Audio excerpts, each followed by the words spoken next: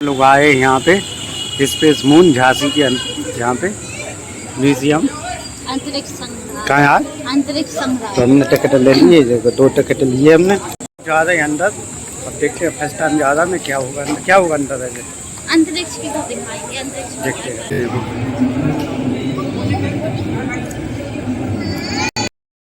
देखो झांसी का पहला स्पेस मून।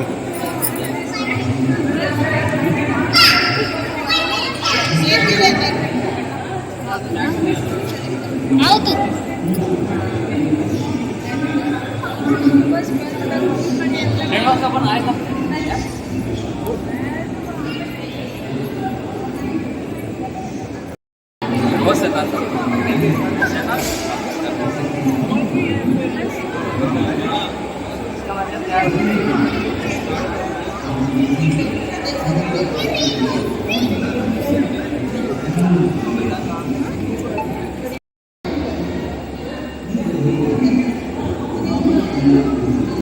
तो गाइस हम लोग आ चुके हैं अंदर। अंदर ही कितना म्यूजियम टाइप में लगा, देखो ये मून दिख रहा है। वो तो अंदर से और बड़ा दिखेगा। अभी अंदर हम लोग की एंट्री होगी तो और बड़ा दिखेगा। और वो रखी मिसाइल, इन्होंने तो दिखाई दी, मिसाइल भी रखी है। और ये अंदर शो चल रहा ना, जब हम लोग की एंट्री होगी तो ये शो देखेंगे हम लोग। और ये उत्तू हम करने को लगा, नहीं आ रही देख के रह टंगे।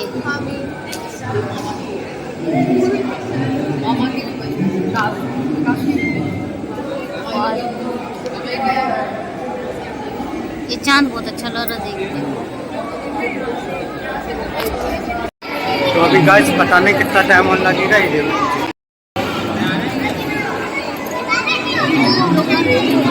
जहाँ से एंट्री होगी हमारी अभी टाइम लगेगा इसमें। और ये देखो आप 8 घंटा की एंट्री हो गई है यहाँ पे। तो देखते हैं क्या होता है, क्या होगा अंदर। ये हो गई एंट्री यहाँ पे, हम लोग देखते हैं अब क्या होगा यहाँ। ये देखो चना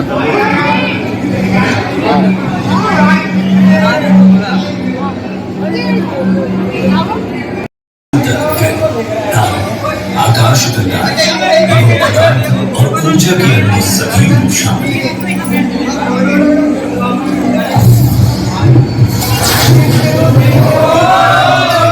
ब्रह्मांड के निर्माण और विकास में सबसे स्वीकृत ब्रह्मांड संबंधी विवरणों में से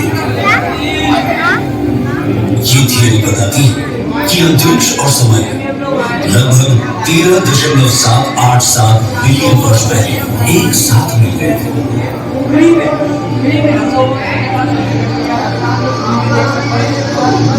इसमें यह भी कहा गया है कि तब से ब्रह्मांड का विस्तार होता है। हालांकि ब्रह्मांड का स्थानिक आकार अज्ञात है, परंतु यूनिवर्स की इन्फ्लेशनरी इक्वेशन ये इशारा करती है कि ब्रह्मांड का न्यूनतम व्यास 23 के दिन लगभग 93 अरब प्रकाश वर्ष है। और हमारी बातों के बीच यानी इस क्षण वो लगातार बढ़ता जा रहा है।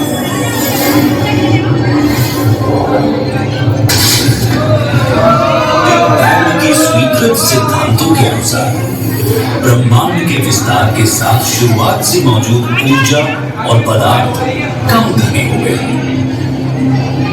एक शुरुआती त्वरित विस्तार अवधि के बाद, जिसे लगभग 10⁻32 सेकेंड में इन्फ्लेशनरी इपॉक के नाम से जाना जाता है, ब्रह्मांड धीरे धीरे ठंडा होना शुरू हुआ और तब से इसका विस्तार जारी है।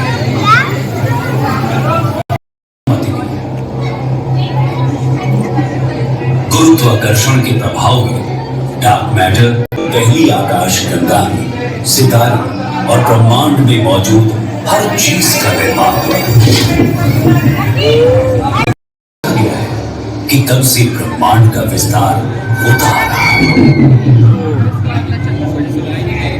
हालांकि ब्रह्मांड का स्थानिक आकार अज्ञात है, परंतु और सरल परमाणुओं को बनाने की अनुमति दी। गुरुत्व सेकंड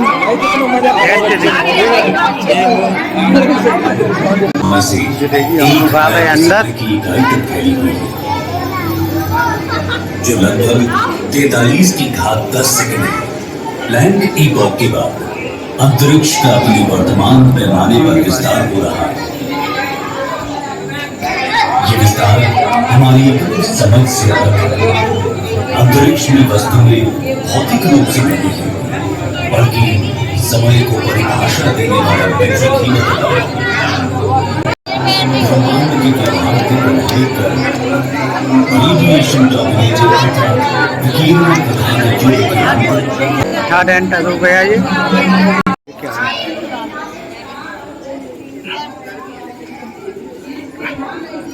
ये देखो यहाँ से क्या है?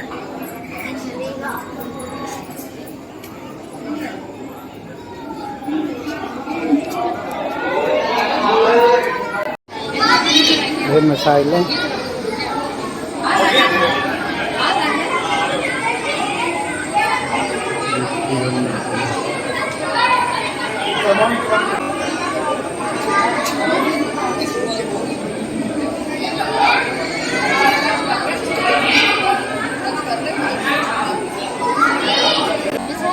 मिसाइल नहीं है जी, वो है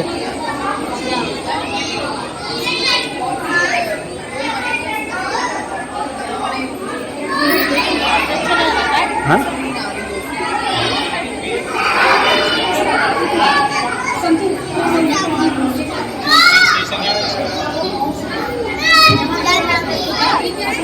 इसको जानते क्या है? इसको जानते क्या है? क्या? चांद की जमीन है। नहीं जी, क्या है पता? क्या है? अभी पहुँचाए तो चांद पे जी, पहुँचाए तो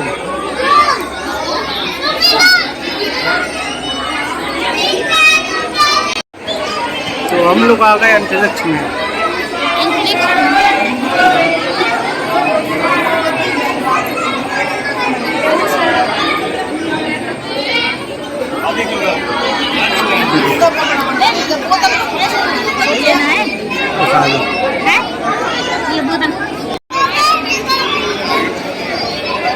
तो गाइस तू जाएगा अब चांद पे देखना।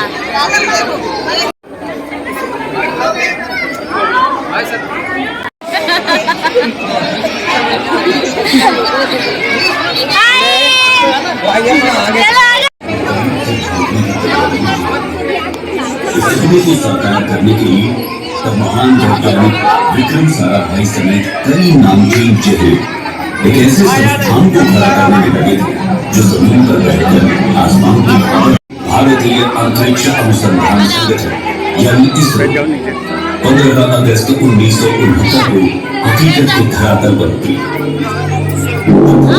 इसकी स्थापना का प्रसंग उतना ही इसकी शुरुआत की कहानी दिलचस्प। इन तस्वीरों को देखिए। प्रक्षेपण के लिए तब छोटे रॉकेट के तरबूजे बैलगाड़ी और साइकिल तक से धोए गए थे। 54 साल बाद बीते दिनों चंद्रयान 3 के सफल प्रक्षेपण में इसरो की उपलब्धियों में एक नहीं बल्कि 4 चांद लगा दिए। सारी दुनिया भारत की इस अंतरिक्ष एजेंसी का न सिर्फ लोहा मान रही है, बल्कि दुनिया की प्रमुख 5 स्पेस एजेंसियों में इसका नाम शुमार हो चुका है। आखिर इसरो का अब तक का कैसा रहा है सफर? कितनी चुनौतियों का सामना कर वो आज इस मंजिल तक पहुंची। चलो डालते हैं एक नजर उसकी अब तक की यात्रा। भारतीय अंतरिक्ष अनुसंधान आज जिस मुकाम पर है, इसके पीछे एक गहरा इतिहास छुपा हुआ है। इसरो एक ऐसा नाम है जिसकी शुरुआत 1920 के दशक में ही हो गई थी। दो महान वैज्ञानिकों होमी जहांगीर भाभा और विक्रम साराभाई ने कई सारे प्रयोग करके अंतरिक्ष अनुसंधानों का निर्माण किया। अपनी सोच और समझ इसरो के विकास में महत्वपूर्ण। अब तीसरा पार्ट देखते हैं। ये देख ली हमने, तीसरा पार्ट देखें क्या होता है, क्या होगा। नो आइडिया होगा। सो चालू ये देखते हैं यहाँ क्या दिखेगा। पृथ्वी लगातार बदलती रही। ये इस विशाल ब्रह्मांड में अपने लिए एक बहुत ही अनोखी स्थिति हासिल करने के लिए विकसित हुआ है। इसकी विशिष्टता इसी तथ्य में है कि जहां तक हम जानते हैं ये एकमात्र ऐसा ग्रह है जिसमें जीवन शामिल है। ये अपने सबसे दुर्गम इलाकों में भी जीवन का पोषण करता है। एक प्रजाति के लिए जो रहने लायक नहीं हो सकती, वो दूसरे के रहने और पनपने के लिए आदर्श घर और निवास स्थान है। इस पृथ्वी पर जीवन की कई सारी प्रजातियां हैं, जिसमें कि हम सभी का नाम भी नहीं ले पाएंगे। सभी प्रजातियां एक दूसरे के साथ अंतरंग संबंध में रहती है और पनपती रहती है। हर एक अपने अस्तित्व और प्रसार के लिए दूसरे पर निर्भर रहती है। अरबों वर्षों में हमारी पृथ्वी विस्तार करते रहने वाले ब्रह्मांड में लड़खड़ाते हुए उस पर संपूर्ण जीवन के लिए एक जीवंत अंतरिक्ष यान बन गई। इस अंतरिक्ष यान के 2/3 हिस्से पानी में ढके हुए हैं और इसी ने इस ग्रह को उसका नीला रंग दिया। यहाँ पर धीरे धीरे बढ़ रहा है, क्योंकि आंतरिक कोर की सीमा पर तरल बाहरी कोर पृथ्वी के आंतरिक भाग के क्रमिक शीतलन के कारण प्रति अरब वर्ष लगभग 100 डिग्री सेल्सियस पर ठंडा और ठोस हो जाता है। पृथ्वी के आंतरिक और बाहरी कोर में निर्मित कन्वेक्शन करंट्स अर्थात हमारे ग्रह की चुंबकीय फील्ड्स का निर्माण करते हैं। ये हमारे ग्रह के चारों ओर के चुंबकीय क्षेत्र ही है जो हानिकारक विद्युत चुंबकीय विकिरण को हम पर हमला करने से रोकती है। कल्पना कीजिए यदि मात्र एक दिन के लिए भी ये मैग्नेटिक फील्ड्स न होती तो सारा का सारा जीवन नष्ट हो गया होता।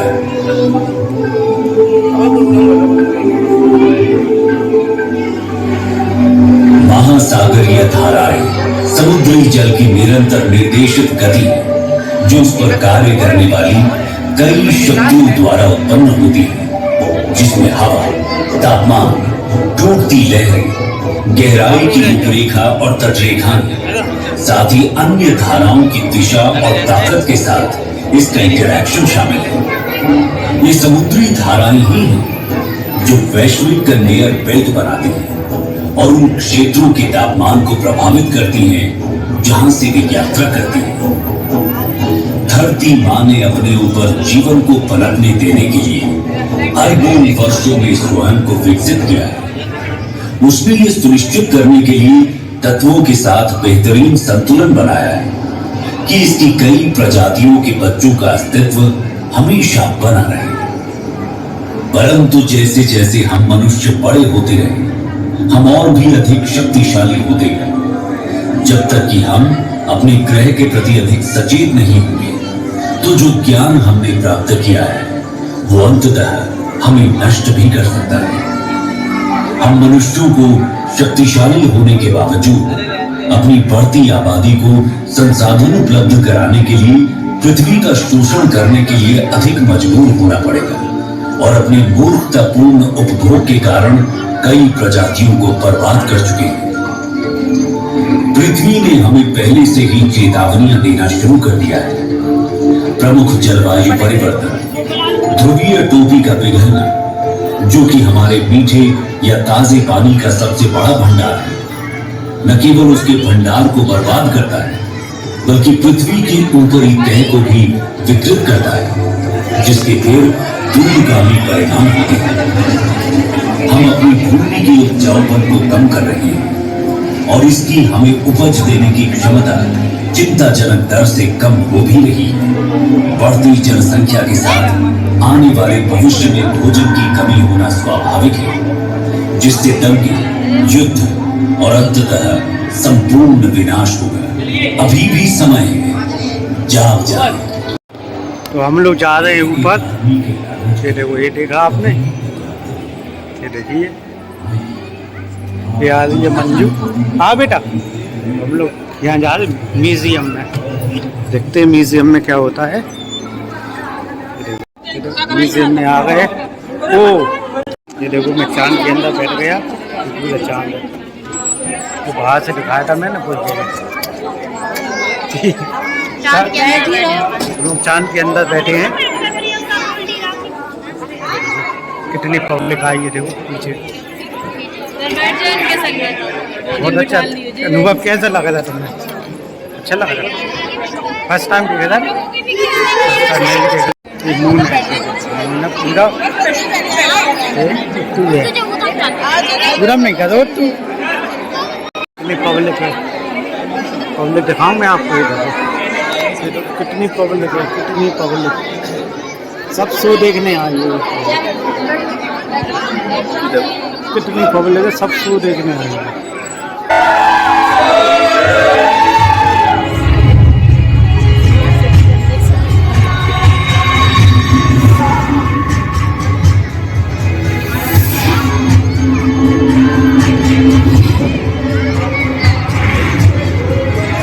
ब्रह्मांड की विशालता और विभिन्न खंडों से होकर अपनी यात्रा के बाद जैसे ही हम खुद को अंतरिक्ष केंद्र की इस अद्भुत डोम गैलरी में पाते हैं, आइए हम अपने ब्रह्मांड के सबसे दूर तक की यात्रा पर चलें। आइए ब्रह्मांड के परिप्रेक्ष्य में हम स्वयं अपने आप को जरा देखें कि हम कहां खड़े हैं, हम क्या हैं। अब जैसे जैसे हम धीरे धीरे अपने नीले ग्रह की गर्मी उठते जा रहे हैं, हम खुद को खोजने के लिए अंतरिक्ष की दुर्गम ठंडक के माध्यम से यात्रा करें। हम नए अन्वेषक बनने जा रहे हैं, जिन्होंने आगे बढ़ने और अपने भीतर खुद को खोजने का साहस किया है। अब हम ये यात्रा शुरू करने वाले हैं। अपनी सीट पर बैठे रहे। ये यात्रा कभी कभार उबड़ खाबड़ भी हो सकती है, लेकिन इस स्टारशिप पर आपके कप्तान के रूप में मैं आप सभी को सुरक्षित और स्वस्थ वापस लाने का वादा करता हूं। अपनी ब्रह्मांडीय यात्रा शुरू करने से पहले आइए हम अपने सौर मंडल पर प्रकाश डालें। सूर्य से शुरू होने वाले 8 ग्रह बुध, शुक्र, पृथ्वी, मंगल, बृहस्पति, शनि, यूरेनस और नेपच्यून है। एक समय 9वें ग्रह समझे जाने वाले प्लूटो को अब हमारी ग्रह श्रृंखला का हिस्सा नहीं माना जाता है। वास्तव में सूर्य के चारों ओर ग्रहों की परिक्रमा पूर्ण वृत्त में नहीं, बल्कि एक अंडाकार कक्षा में होती है। उदाहरण के लिए इस अंडाकार कक्षा का अर्थ है कि पृथ्वी और सूर्य के बीच की दूरी पूरे वर्ष बदलती रहती है। सबसे निकटतम बिंदु को पेरिहेलियन कहा जाता है और सबसे दूर का बिंदु एफेलियन है। सूर्य के निकट पहुंचकर हम पृथ्वी पर समस्त अस्तित्व को कायम रखने वाली इस असीम जीवन शक्ति से भेंट करते हैं। सूर्य के निकट लगभग 93 मिलियन मील यानी 150 मिलियन किलोमीटर की औसत दूरी पर पहुंचने पर हमें एक खगोलीय ऊर्जा घर का सामना करना पड़ता है। वहां पर सौर ज्वालाओं का नजारा होता है, जो कभी कभी बहुत उल्लेखनीय ऊंचाई तक पहुंच जाती है, जिनका तापमान लाखों डिग्री तक पहुंच सकता है।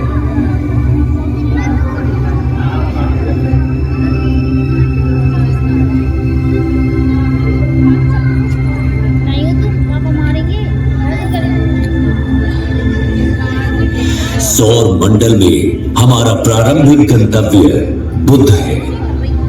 सूर्य के सबसे निकटतम यह ग्रह एक चट्टानी वायुहीन दुनिया है, जहां तापमान में अत्यधिक उतार चढ़ाव होते हैं, जहां दिन लगभग 427 डिग्री सेल्सियस पर झुलस सकते हैं, वहीं रात का तापमान -180 डिग्री सेल्सियस तक गिर सकता है। बुध की सतह टकराव से बनने वाले गड्ढों से सजी हुई है और ये पृथ्वी के लगभग 28 दिनों में सूर्य के चारों ओर एक परिक्रमा पूरी करता है। इससे आगे बढ़ते हुए शुक्र अपनी मनमोहक सुंदरता से मंत्रमुग्ध कर देता है। लेकिन सावधान रहें, यहाँ का तापमान 462 डिग्री सेल्सियस तक बढ़ सकता है, जो कि इसके सूर्य से दूर होने के बावजूद बुध से भी अधिक गर्म है। हमारे ज्ञात ब्रह्मांड के सबसे सुदूर क्षेत्रों में जाने से पहले आइए कुछ क्षण के लिए अपने निवास ग्रह पृथ्वी पर टकटकी लगाकर नजर डालें, जहां हम जो कुछ भी प्यार करते हैं, अपना मानते हैं और संजोते हैं, वो हमारी सुरक्षित वापसी का इंतजार कर रहा है। हमारे प्रिय चंद्रमा की ओर आगे बढ़ते हैं, जो कि किंवदंतियों और कहानियों में एक खगोलीय प्रेरणा की तरह है।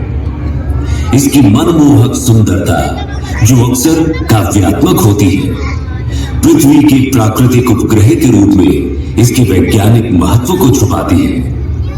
चंद्रमा, जो पृथ्वी से लगभग 3,84,400 किलोमीटर दूर स्थित है, समुद्री ज्वार को प्रभावित करता है, पृथ्वी के घूर्णन को स्थिर करता है। जैसे ही हम अपने निकटतम पड़ोसी मंगल ग्रह को पार करेंगे, क्षुद्र ग्रह बेल्ट से गुजरने के लिए तैयार हो जाए।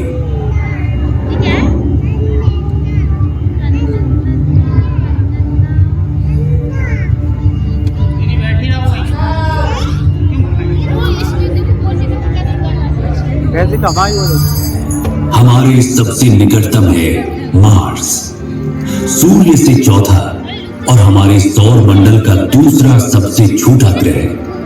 ये केवल बुध से बड़ा है। मार्स को रोमन युद्ध के देवता का नाम दिया गया है और संस्कृत में इसे मंगल कहा जाता था। इसे लाल ग्रह भी कहा जाता है। ये आकर्षक लाल रंग इसकी सतह पर मौजूद आयरन ऑक्साइड के प्रभाव के कारण होता है। मंगल भी विरल वातावरण वाला एक स्थलीय ग्रह है। इसकी सतह पर, जैसा कि आप देख सकते हैं, गड्ढे, घाटियां, टीले और यहां तक कि ध्रुवीय बर्फ की टोपियां भी मौजूद हैं।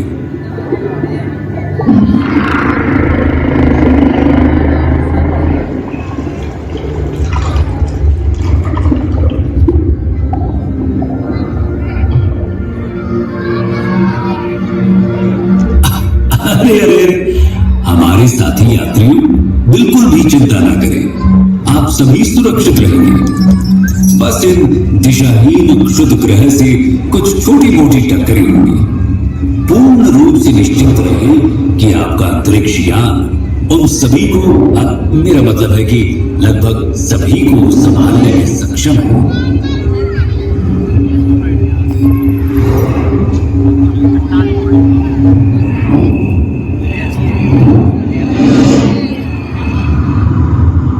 जैसे ही हम बृहस्पति के चारों ओर उड़ते हैं, जो सूर्य से 5वां ग्रह है और जो हमारे सौर मंडल में सबसे बड़ा है, इस विशाल ग्रह का वजन इस सौर मंडल के अन्य सभी ग्रहों के कुल वजन से 2.5 गुना से भी अधिक है। इसलिए हमें सावधान रहना चाहिए कि कहीं हम इसके विशाल गुरुत्वाकर्षण बल में न फंस जाएं, क्योंकि ये बिल्कुल भी सुखद अनुभव नहीं होगा, है ना? अभी आप जो देख रहे हैं वो जुपिटर पर ग्रेट रेड स्पॉट है। ये एक विशाल तूफान है जो 17वीं शताब्दी में दूरबीनों द्वारा खोजे जाने के समय से चल रहा है। हम इसमें बिल्कुल फंसना नहीं चाहेंगे, है ना? हमने बृहस्पति के कई अज्ञात और अब तक ज्ञात लगभग 80 चंद्रमाओं में से कुछ को पार कर लिया है। प्राचीन काल से मनुष्य रात के आकाश में बृहस्पति को देखता आ रहा है और उसने इसका नाम रोमन देवता के नाम पर रखा है। संस्कृत में हमारे ग्रंथों ने हजारों वर्षों से इस ग्रह की पहचान की है और इसे बृहस्पति कहा है। क्या आप जानते हैं, प्रयागराज में प्रसिद्ध कुंभ मेला जो हर 12 साल में होता है, वास्तव में सूर्य के चारों ओर बृहस्पति की यात्रा की समय रेखा का अनुसरण करता है। बृहस्पति अपनी एक परिक्रमा सूर्य के चार और इसी की स्मृति में कुंभ मेला हर 12 वर्षों में होता है। आइए हम अपने सौर मंडल के सबसे शानदार दृश्यों में से एक की ओर आगे बढ़ें।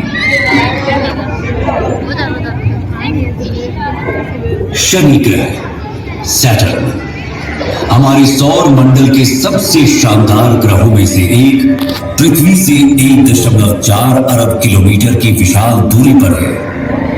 अपनी कक्षा में निकटतम दूरी पर भी ये अभी भी हमारी पृथ्वी से लगभग 1.2 बिलियन किलोमीटर दूर है। ये सूर्य से छठा ग्रह है और हमारे सौर मंडल में दूसरा सबसे बड़ा ग्रह भी है।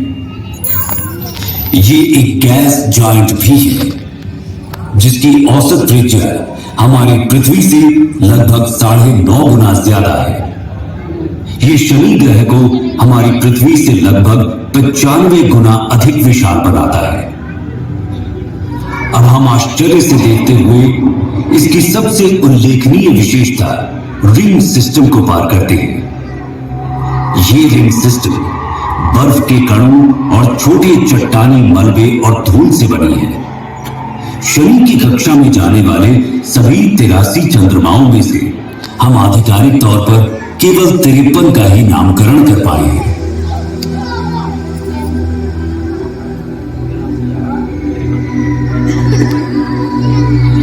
जैसे जैसे हम अपनी अंतरिक्ष यात्रा में तेजी लाते जा रहे हैं, हम अपने सौर मंडल के अगले 3 ग्रहों को पार करते हैं। हम यूरेनस के ऊपर से गुजरते हुए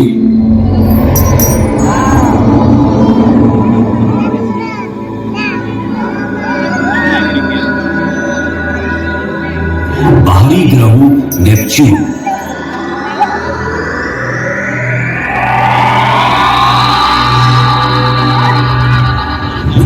और अंत में प्लूटो से आगे बढ़ते हैं।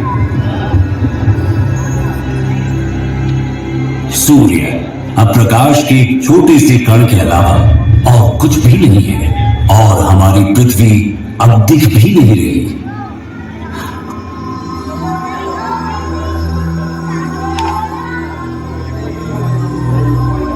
हम अब अपनी पृथ्वी से 7 अरब किलोमीटर से अधिक दूरी पार कर चुके हैं। जैसे ही हम कुइपर बेल्ट में कदम रखते हैं, हमें शनि के समान एक बर्फीला घेरा दिखाई देता है, लेकिन 20 गुना चौड़ा और कुछ स्थानों पर 200 गुना भारी है। अब हम पृथ्वी से 10 अरब किलोमीटर से अधिक दूरी पर इंटरस्टेलर अंतरिक्ष में हैं। जैसे जैसे हम तेज गति से आगे बढ़ते हैं, हम 100 अरब किलोमीटर दूर एरिस और सेडना नाम के पौने ग्रहों से गुजरते हैं। परंतु हमारी यात्रा यहीं खत्म नहीं हुई। हमने तो अभी तक अपने विशाल ब्रह्मांड की सतह को खरोंचा तक नहीं है। अब हम ऊंट बादलों के माध्यम से 1 ट्रिलियन किलोमीटर से अधिक की यात्रा कर रहे हैं। इसके अलावा अब मैं आप सभी को इस ब्रह्मांड को इस यात्रा के रूप में अपने विचारों में अनुभव करने दूंगा। जब आप खुद को इस अविश्वसनीय विशालता के साथ एक महसूस करेंगे, अपनी ब्रह्मांडीय यात्रा को जारी रखते हुए हमारा सामना प्रोसियोन, जिसे अल्फा कैनिस माइनोरिस के नाम से भी जाना जाता है। जैसे जैसे हम अंतरिक्ष में यात्रा करते हैं, हमारा सामना केपेला से होता है, जो ओरिगा तारामंडल में एक प्रमुख तारा प्रणाली है। आगे बढ़ते हुए हम प्लीड्स क्लस्टर के पास पहुंचते हैं, जो ऋषभ यानी टॉरस तारामंडल में एक आश्चर्यजनक खुला तारा समूह है। इसे 7 सिस्टर्स के नाम से भी जाना जाता है। प्लीड्स ब्रह्मांडीय सुंदरता और खगोलीय महत्वता को प्रदर्शित करता है। ओरायन तारामंडल में मौजूद एक मनोरम तारकीय नर्सरी, गैस और धूल का ये विशाल बादल लगभग 24 प्रकाश वर्ष दूरी तक फैला हुआ है और ये नए सितारों के जन्म स्थान के रूप में कार्य करता है। हम धनु यानी सजिटेरियस समूह का सामना करते हैं, जिसे मेसियर 22 के रूप में भी जाना जाता है, जो धनु यानी सजिटेरियस तारा मंडल में एक गोलाकार तारा समूह है और इसे ज्योतिषीय प्रतीकवाद में अन्वेषण और ज्ञान प्राप्ति का प्रतीक माना जाता है।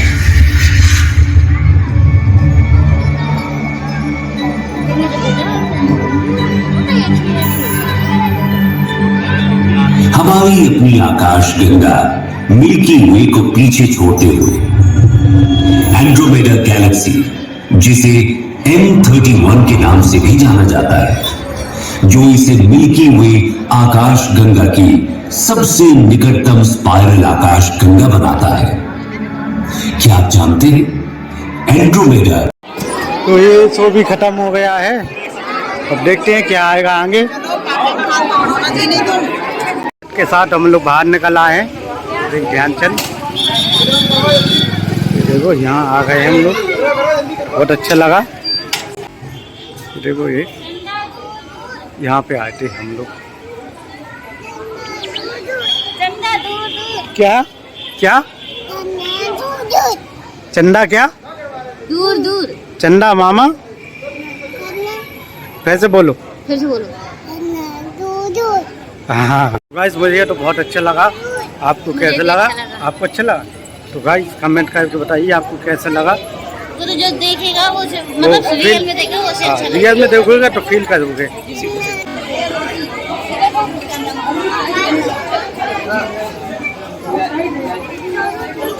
चंदा दूर